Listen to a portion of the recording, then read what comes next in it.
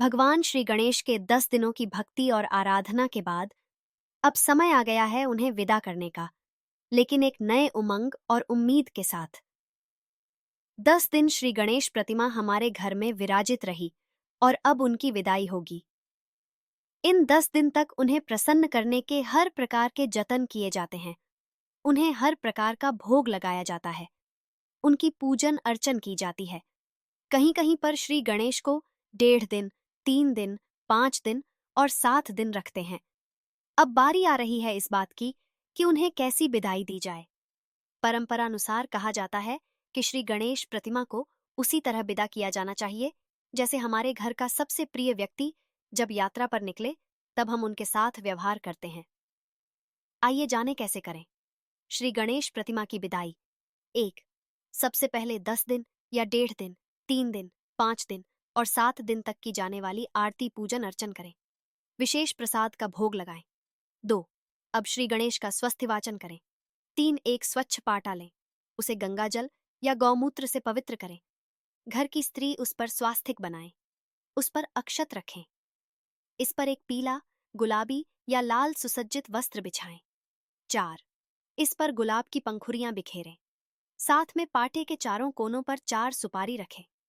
5. अब श्री गणेश को उनके जयघोष के साथ स्थापना वाले स्थान से उठाएं और इस पाटे पर विराजित करें। पाटे पर विराजित करने के उपरांत उनके साथ फल, फूल, वस्त्र, दक्षिणा, 5 मोदक रखें। चाहे एक छोटी लकड़ी लें, उस पर चावल, गेहूं और पंचमेवा की पोटली बनाकर बांधें। यथाशक्ति दक्षिणा, सिक्के रखें।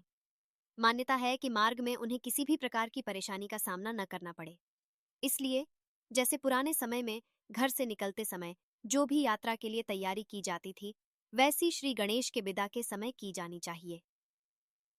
7. नदी, तालाब या पोखर के किनारे विसर्जन से पूर्व कपूर की आरती पुण्य संपन्न करें। श्री गणेश से खुशी खुशी विदाई की कामना करें और उनसे धन, सुख, शांति, समृद्धि के साथ मनचाहे आशीर्वाद मांगे। 10 दिन जाने अनजाने में हुई गलती के लिए क्षमा प्रार्थना भी करें। 8. श्री गणेश प्रतिमा को फेंकें नहीं, उन्हें पूरे आदर और सम्मान के साथ वस्त्र और समस्त सामग्री के साथ धीरे धीरे बहाएं। 9. श्री गणेश प्रतिमा इको फ्रेंडली हैं तो पुण्य अधिक मिलेगा क्योंकि वे पूरी तरह से पानी में गलकर विलीन हो जाएंगे। आधे अधूरे और टूट फूट के साथ रुकेंगे नहीं। 10. श्री गणेश प्रतिमा इको फ्रेंडली हैं तो उन्हें घर में विसर्जित कर अपने गमले में यह पानी डालकर हमेशा अपने पास रख सकते हैं। गणेश चतुर्थी के पावन दिनों में किए जाने वाले 10 सर्वश्रेष्ठ उपाय। गणेश जी का दुर्वा अर्पण। भगवान गणेश को दुर्वा अत्यंत प्रिय है।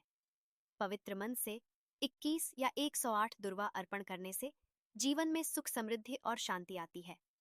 यह माना जाता है कि दुर्वा गणपति बप्पा के क्रोध को शांत करती है और विघ्नों का नाश करती है। नियमित रूप से दुर्वा चढ़ाने से भगवान गणेश प्रसन्न होते हैं और अपने भक्तों के समस्त कष्टों का निवारण करते हैं। मोदक का भोग लगाएं। मोदक गणेश जी का सबसे प्रिय मिष्ठान्न माना जाता है। गणेश चतुर्थी के दौरान गणपति बप्पा को 21 या 108 मोदक अर्पित करें। यह माना जाता है कि मोदक का भोग लगाने से सभी मनोकामनाएं पूर्ण होती हैं। साथ ही यह भी विश्वास किया जाता है कि मोदक चढ़ाने से भगवान गणेश ज्ञान, बुद्धि और सफलता प्रदान करते हैं। गणेश अथर्वशीर्ष का पाठ करें प्रतिदिन। गणेश अथर्वशीर्ष का पाठ करने से मानसिक शांति और आध्यात्मिक उन्नति होती है। यह पाठ भगवान गणेश की कृपा को प्राप्त करने का श्रेष्ठ साधन माना जाता है। इस पाठ से जीवन में आने वाली बाधाएं दूर होती हैं और घर में सुख समृद्धि का वास होता है। गणपति जी को लाल रंग के फूल चढ़ाएं। लाल रंग भगवान गणेश को बहुत प्रिय है, विशेष रूप से गुड़हल का फूल। लाल फूल अर्पित करने से भगवान गणेश जल्दी प्रसन्न होते हैं और उनकी कृपा से हर प्रकार की समस्याओं से मुक्ति मिलती है। यह उपाय धन, सौभाग्य और परिवार में शांति के लिए भी बहुत प्रभावी माना जाता है। विद्यार्थी गायत्री मंत्र का जाप करें। गणेश चतुर्थी के अवसर पर विद्यार्थियों के लिए विशेष रूप से यह सलाह दी जाती है कि वे गणेश गायत्री मंत्र का जाप करें। ओम एकदंताय विद्महे वक्रतुंडाय धीमहि तन्नो दंती प्रचोदयात्। इस मंत्र का नियमित जाप करने से विद्या, बुद्धि और एकाग्रता में वृद्धि होती है। यह उपाय विद्यार्थियों के लिए अत्यंत लाभकारी माना जाता है। गणेश जी की प्रतिमा का जलाभिषेक करें। भगवान गणेश को पवित्र गंगा जल से स्नान कराना अत्यधिक शुभ माना जाता है। यह सभी प्रकार की नकारात्मक ऊर्जा और कष्टों को दूर करता है। जलाभिषेक करते समय भगवान गणेश के मंत्रों का जाप करें। इससे घर में सुख, समृद्धि और शांति का वास होता है। गणेश जी को तिलक करें। गणेश जी को सिंदूर या हल्दी का तिलक लगाएं।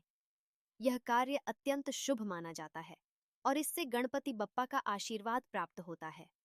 इस उपाय से धन और सौभाग्य की प्राप्ति होती है और घर में सुख शांति बनी रहती है। एक नारियल की पूजा करें। नारियल को शुभता का प्रतीक माना जाता है। गणेश चतुर्थी के अवसर पर नारियल को भगवान गणेश के चरणों में अर्पित करें और इसे घर में रखें। यह परिवार में सुख समृद्धि लाता है और जीवन में आने वाली सभी बाधाओं को दूर करता है।